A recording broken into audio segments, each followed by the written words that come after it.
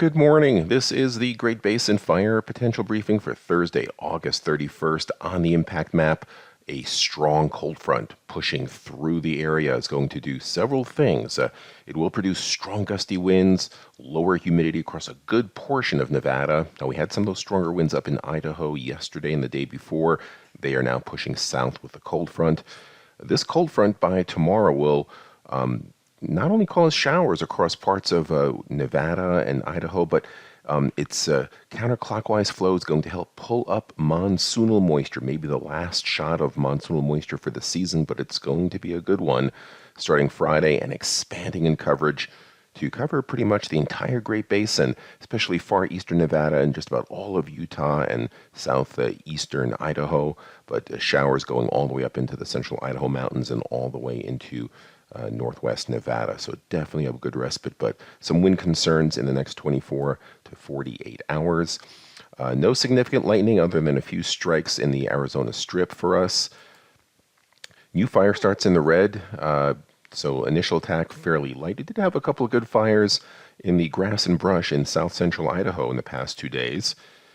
Now looking at precipitation, it has been drying out across western Nevada, actually much of Nevada and southwestern Idaho, even the lower elevations of the Snake River Plain.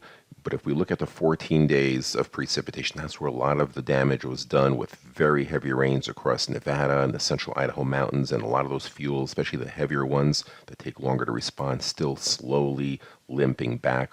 Almost all of them still below the 50th percentile.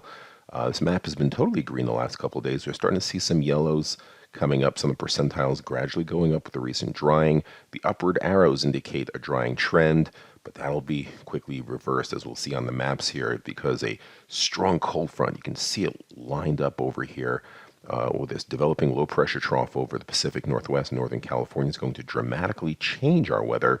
Still high pressure ridging, hot weather continuing across the eastern Great Basin, but this high is going to get pushed down south in the next 24 hours. We look at it today. Now there's that strong cold front coming through. Here's the dry wedge of warm air just ahead of it. And there is the gathering monsoonal moisture in the far south for today. Our 7-day outlook on the right-hand side. Now, some specifics. Look at those strong gusty winds in those red and purple areas. Gusts of 40 to as much as 45 or even 50 miles an hour. Humidity in the teens, mid-teens in a lot of those areas, even some upper single digits. So there was some concern if there wasn't so much precipitation in the last 7 to 14 days, we'd definitely be issuing high risk for a lot of these areas. But right now, even though there could be some localized concerns, this is going to be very short-lived and fuels still not quite critical. And by Friday, you see the whole map looks different. We have just about a ton of green, a very strong monsoonal train. This dark green indicates heavy precipitation about all of Utah and moderate in parts of northern Nevada, much of Idaho.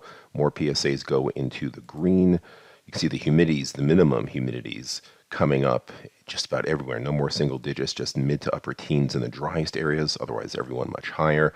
Gusty winds also. There's a thin ribbon of gusty winds again and low humidity in some remote areas of central Nevada.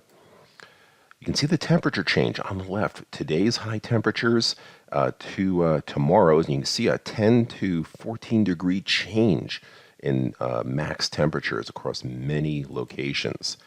Now further on, Saturday, the low sits here with showers and cool temperatures, most areas here in the green, and still absorbing some of that monsoonal moisture across Utah into eastern Idaho. And you can see the humidity is high on the right. Wind still gusty, but the humidity definitely coming up. Now, 3-day precipitation total is quite hefty. These areas in blue to light blue are a half inch to an inch and a half of rain. Some of these purples are over 2 or even close to 3 inches of rain in the far southern areas. Lighter amounts up north, but still a long duration of precipitation, and cool temperature is also going to do a number on the fuels as well. And with the shorter days, it takes longer to drive the fuels back. But still, on Sunday, still showers. Idaho, northeast Nevada, much of northern Utah for one more day. And it's not until Monday we start seeing a drying trend, albeit with seasonable or slightly cooler than normal temperatures going into Tuesday and Wednesday.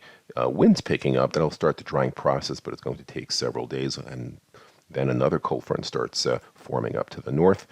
7-day precipitation totals tell the similar story that we've been talking about. The moderate to heavy precipitation gets into a good portion of eastern and central Idaho as well. And the 8 to 14 day now does show significant drying for just about all areas. So fire season not over, but it's going to take a while for it to get back in, and temperatures will be warming up as well. This concludes our briefing. Have a great day.